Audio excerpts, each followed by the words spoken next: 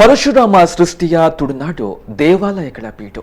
ಇಲ್ಲಿ ದೈವ ದೇವರನ್ನ ಯಾವ ರೀತಿ ಶ್ರದ್ಧಾ ಭಕ್ತಿಯಿಂದ ಆರಾಧನೆ ಮಾಡ್ತೇವೆಯೋ ಅದೇ ರೀತಿ ನಾಗಗಳನ್ನು ಕೂಡ ದೇವರಂತೆ ಆರಾಧನೆ ಮಾಡ್ತೇವೆ. ಕಾರಣ ಇಲ್ಲಿನ ಮಣ್ಣು ನಾಗನಿಗೆ ಸೇರಿತ್ತು ಎನ್ನುವಂತಹ ನಂಬಿಕೆ ಇದೆ.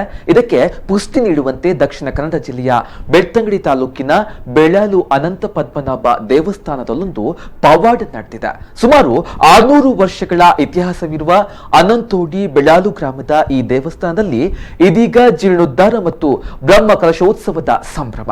ಈ ಸಂದರ್ಭ ನಾಗರ ಹಾವು ಕಾಣಿಸಿಕೊಂಡಿದ್ದು ಎಲ್ಲರಲ್ಲೂ ಆಶ್ಚರ್ಯ ಮೂಡಿಸಿದೆ.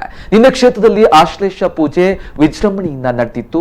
ಇಂದು ಬಾಲಾಲಯದಲ್ಲಿದ್ದಂತಹ ದೇವರ ಮೂರ್ತಿಗಳನ್ನ ನವೀಕರಣಗೊಂಡ ಕ್ಷೇತ್ರದ ಒಳಗೆ ಕೊಂಡೊಯ್ಯುವ ಸಂದರ್ಭದಲ್ಲಿ ನಾಗರ ಹಾವು ಕಾಣಿಸಿದ್ದು ಮಾತ್ರವಲ್ಲ, ಕ್ಷೇತ್ರದ ಸುತ್ತಲೂ ತಿರುಗ್ತಾ ಇದ್ದಂತಹ ನಾಗರ ಹಾವು ಎಲ್ಲರಿಗೂ ಅಚ್ಚರಿಯನ್ನ ಉಂಟು ಮಾಡಿದೆ.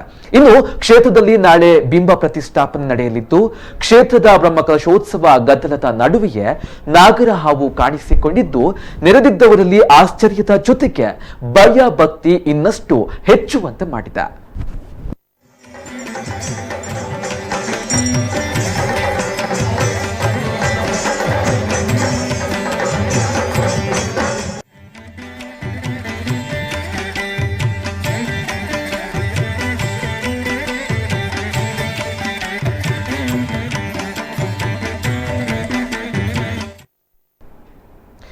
ಬನ್ನಿ, ಈ ವಿಚಾರಕ್ಕೆ ಸಂಬಂಧಪಟ್ಟಂತೆ ಬೆಳ್ಳಾಲು ಅನಂತ ಪದ್ಮನಾಭನ ಸನ್ನಿಧಾನದಲ್ಲಿ ಆಶ್ಲೇಷ ಪೂಜೆ ನಡೀತಾ ಇದೆ.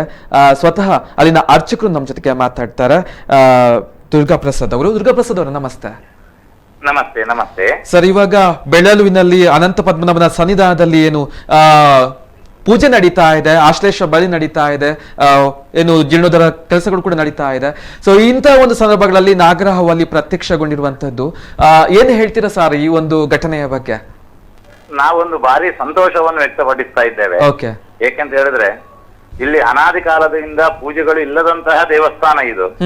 ನಾವೊಂದು ಇಲ್ಲಿಯ ಊರಿನ ಏನೊಂದು ಜನಗಳು ಸೇರಿಕೊಂಡು ಒಂದು ಈ ಪಾಳು ಬಿದ್ದಂತಹ ದೇವಸ್ಥಾನವನ್ನು ಜೀರ್ಣೋದ್ಧಾರ ಮಾಡಬೇಕು ಅನ್ನಂತಹ ಸಂಕಲ್ಪವನ್ನು ಅವತ್ತಿನ ದಿವಸದಲ್ಲಿ ನಾವು ಇಟ್ಕೊಂಡಿದ್ದೇವೆ. ಹಾಗಾಗಿ ಏನಂತ ಹೇಳಿದ್ರೆ ಏನಾದ್ರೂ ಸಾಧನೆ ಮಾಡಬೇಕು ಅಂತ ಹೇಳಿ ನಮ್ಮ ಹಿರಿಯರುಗಳು ವಿಶ್ವೇಶ ತೀರ್ಥ ಶ್ರೀಪಾದಂಗಳು ಅವ್ರು ಹೇಳ್ತಾ ಬರ್ತಾ ಇದ್ರು.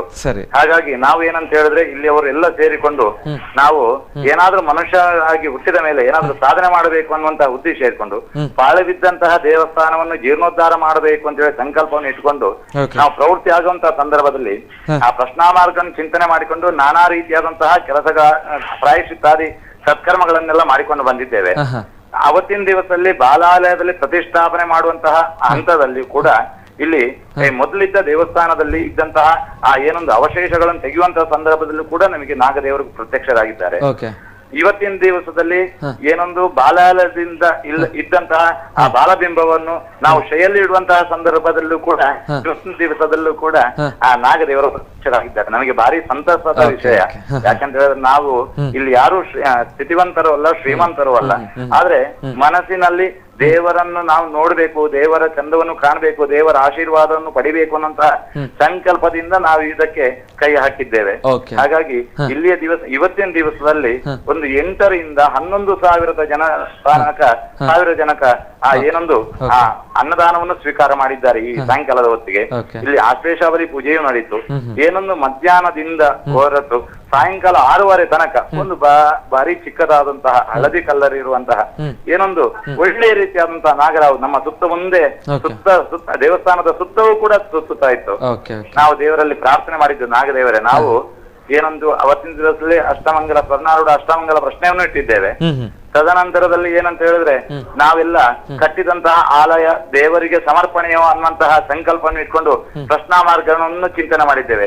ನಾವು ಇವತ್ತಿನ ದಿವಸದಲ್ಲಿ ಪ್ರತ್ಯಕ್ಷ ಕಂಡಂತಹ ನಾಗದೇವರಲ್ಲಿ ಪ್ರಾರ್ಥನೆ ಮಾಡಿದ್ದೆ ಅಂತ ಹೇಳಿದ್ರೆ ನಾವೆಲ್ಲ ದೇವರನ್ನು ನಂಬಿದ್ದು ಹೇಗೆ ಅಂತ ಹೇಳಿದ್ರೆ ಪ್ರಶ್ನಾ ಮಾರ್ಗದಲ್ಲಿ ಅವರು ಹೇಳಿದ ಪ್ರಕಾರವಾಗಿ ನಾವು ಕಟ್ಟಿದಂತಹ ದೇವಾಲಯ ಭಗವಂತನಿಗೆ ಸಮರ್ಪಣೆ, ಅದರಲ್ಲಿ ಸುಮುಹೂರ್ತದಲ್ಲಿ ಪ್ರತಿಷ್ಠಾಪನೆ ಮಾಡಬಹುದು ಅಂತ ಹೇಳಿ ಜ್ಯೋತಿಷರು ವಚನ ಕೊಟ್ಟಿದ್ದಾರೆ. ನೀನು ಬಂದದ್ದು ಸಂತೋಷ ಆಯ್ತು. ಯಾಕಂದ್ರೆ ನಿನ್ನ ಆಲಯವನ್ನು ಸುತ್ತ ಪರಿಧಿಯನ್ನೆಲ್ಲ ನೀನು ನೋಡಿಕೊಂಡು ಯಾವುದೇ ಬಂದಂತಹ ಭಕ್ತರಿಗೆ ಯಾವುದೇ ರೀತಿಯ ತೊಂದರೆ ಆಗದ ಹಾಗೆ ನಿನ್ನ ಜಾಗವನ್ನು ನೀನು ನೋಡಿಕೋ, ತದನಂತರದಲ್ಲಿ ಈ ಜಾಗವನ್ನು ನಮಗೆ ನಾಳೆ ದಿವಸ ಪ್ರತಿಷ್ಠಾಪನೆ ಮಾಡ್ಲಿಕ್ಕೆ ಬಿಟ್ಟು ಕೊಡು ಅಂತ ಹೇಳಿದಂತಹ ಸಂದರ್ಭದಲ್ಲಿ ಈ ಜಾಗದಿಂದ ನಾಗದೇವರು ನಮಗೆ ಕನ್ನಡಬೇಕಾಗಿದ್ದಾರೆ 6:30 ಹೊತ್ತಿಗೆ. ಹಾಗಾಗಿ ನಾವು ಭಕ್ತಿ ಪೂರ್ವಕವಾಗಿ ಏನು ದೇವರಲ್ಲಿ ಸಮರ್ಪಣೆ ಮನೋಭಾವ ಏನಂತ ಹೇಳಿದ್ರೆ, ಇವತ್ತಿನ ದಿವಸದಲ್ಲಿ ಹಲವಾರು ಭಕ್ತ ಜನರು ನಾನಾ ಊರಿನಿಂದ ಬಂದಿದ್ದಾರೆ. ವಿಶೇಷವಾಗಿ ನಿನ್ನೆ ತಾನೇ ಮುಗಿದಂತಹ ಬ್ರಹ್ಮಕಲಶ ಚನ್ಕೂರು ಏನೊಂದು ದುರ್ಗಾ ಪರಮೇಶ್ವರಿ, ಅಲ್ಲಿಂದಲೂ ಕೂಡ ಇವತ್ತಿನ ದಿವಸದಲ್ಲಿ ಹಲವು ರೀತಿಯಾದಂತಹ ಭಕ್ತ ಜನಗಳು ಬಂದು ಅಲ್ಲಿಂದಲೂ ಹೊರಕಾಣಿಕೆಯನ್ನು ಅರ್ಪಣೆ ಮಾಡಿದ್ದಾರೆ. ನಾನಾ ರೀತಿಯಾದಂತಹ ಭಕ್ತರು ನಾನಾ ರೀತಿಯಾದಂತಹ ಕಷ್ಟಗಳನ್ನು ಇಟ್ಕೊಂಡು ದೇವರಲ್ಲಿ ಪ್ರಾರ್ಥನೆ ಮಾಡಿದಲ್ಲಿ ಇಷ್ಟಾರ್ಥ ಆಗುವಂತಹ ಸನ್ನಿಧಾನ ಇದಾಗಿದೆ. ಹಾಗಾಗಿ ನಾವೆಲ್ಲರೂ ಕೃತಾರ್ಥರಾಗಿದ್ದೇವೆ ಇವತ್ತಿನ ದಿವಸಕ್ಕೆ. ಖಂಡಿತವಾಗ್ಲೂ ದುರ್ಗಾ ಪ್ರಸಾದ್ ಅವರೇ ನಮ್ಮ ಜೊತೆಗೆ ಮಾತನಾಡಿದಕ್ಕೆ ಧನ್ಯವಾದ.